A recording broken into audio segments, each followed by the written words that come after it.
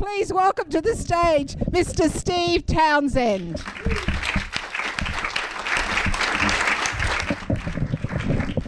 When I was a little boy, there was this thing adults talked about called Empire Day celebrations.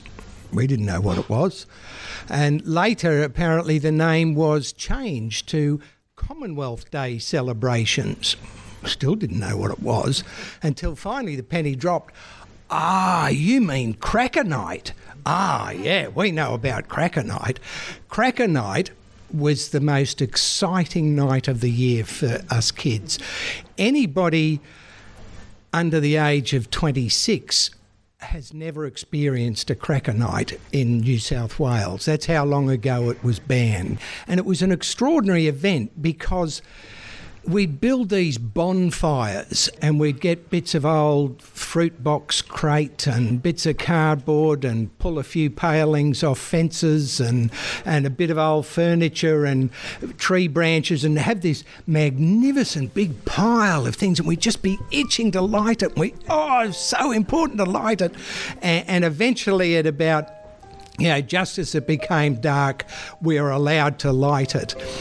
And then our parents would give us a bag of incendiary devices and explosives and a box of matches. I mean, all parents did this. It was crazy. And they'd say something like, and be careful. We'll be careful. And we'd run off.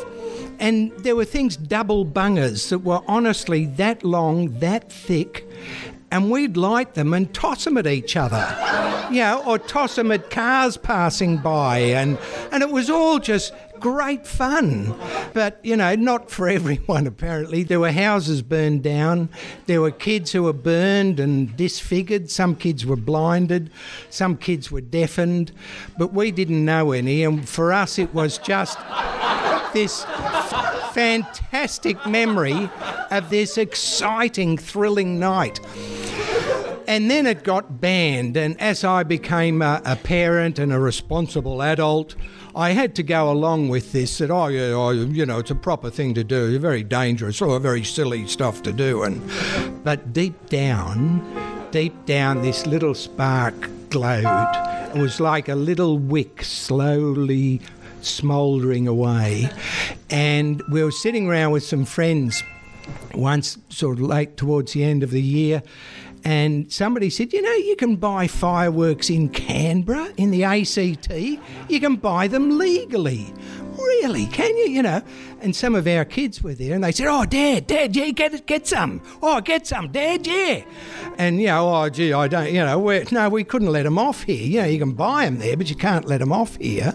And this guy said, well, what if we kept them until New Year's Eve, and there's loads of fireworks going off by responsible bodies, and we could let ours off? Who'd know, Oh, yeah, Dad, do it, Dad. So I was deputised to drive down to the ACT and purchase some fireworks.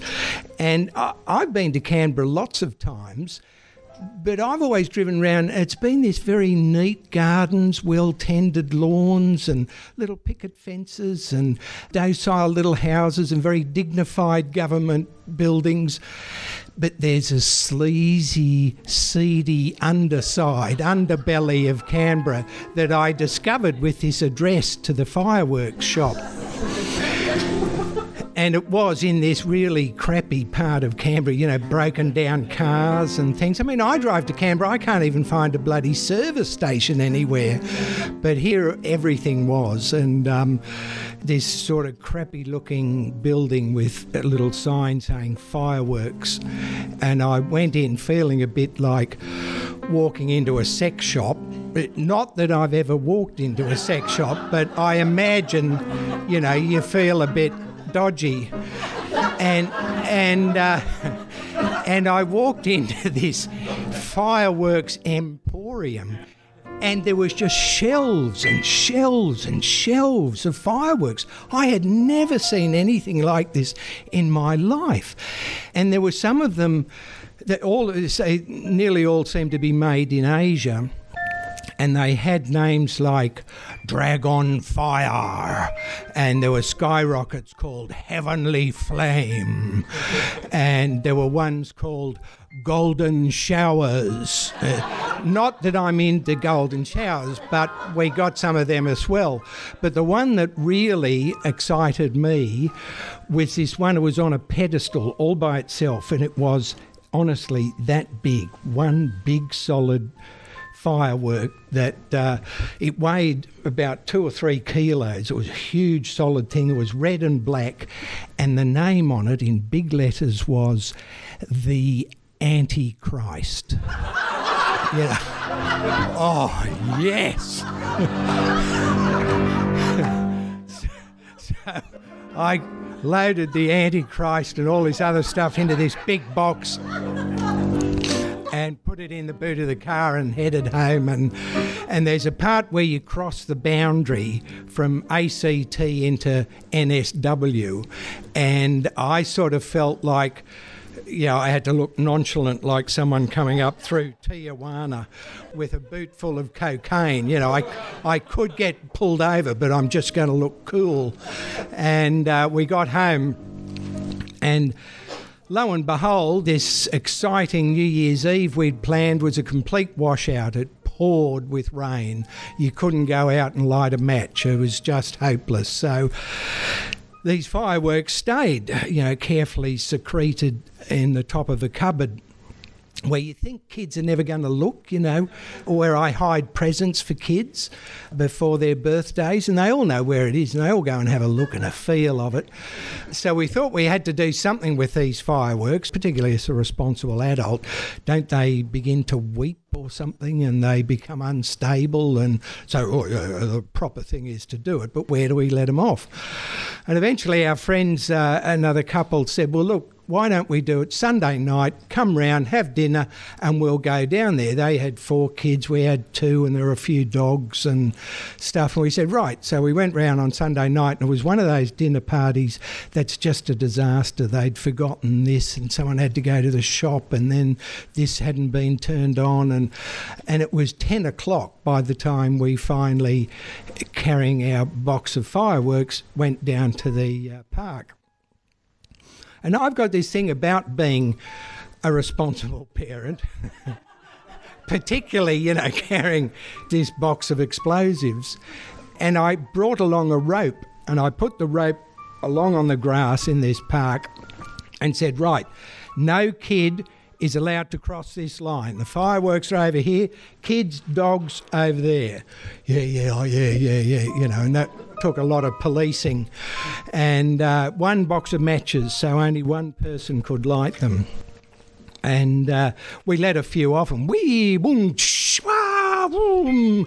And people came out of their houses to have a look, and it was all a jolly little thing. And then we lit the Antichrist. And we lit this thing, and it was truly extraordinary. The sky lit up, the sound was deafening, the ground shook. It was, you know the bombing of Baghdad and George Bush's shock and awe. They used antichrists, and at the end of it, as we still had a few left.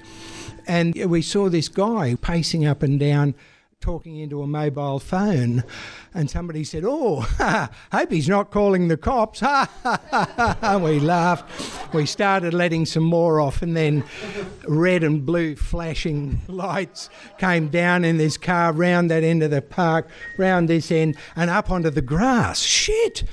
Quick. And we grabbed the box of thing and the rope. We said, quick, run for it. We're all running along this park. We're going to outrun a police car. We all ran there, and the car overtook us and spun. And here I was in the headlights, What do I say? And the cops got out and walked towards us, and my heart's thumping, I've got the evidence right in here. And I looked round, and all the little kids have got these really happy little faces. Look, Dad's going to be picked up by the cops. Look at this, you know. Because it wasn't just the sins of the father. The father was going to be busted. And they were happy. They were thrilled. And the cop came up to me and said, you know, and so what have you got here?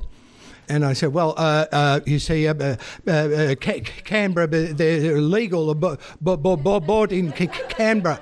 And the kids are thinking, oh, yeah, look, Dad's stuttering. Look, isn't this terrific? And then the senior one looked at me and in a very serious voice said, you know, these are technically illegal in New South Wales. Technically, you know, the magic word. I was obviously off the hook and, I could breathe again. And, you know, I lit up and I looked around and here's all these kids going, you know, he's off the hook. He's not going to be handcuffed and dragged off, you know. Oh, fabulous story. So the cops even let me keep the remaining fireworks. And so we walked back home and I put the kids to bed and took the remaining fireworks out into a bucket and filled it up with water. And I swear to you, I am never letting off another firework.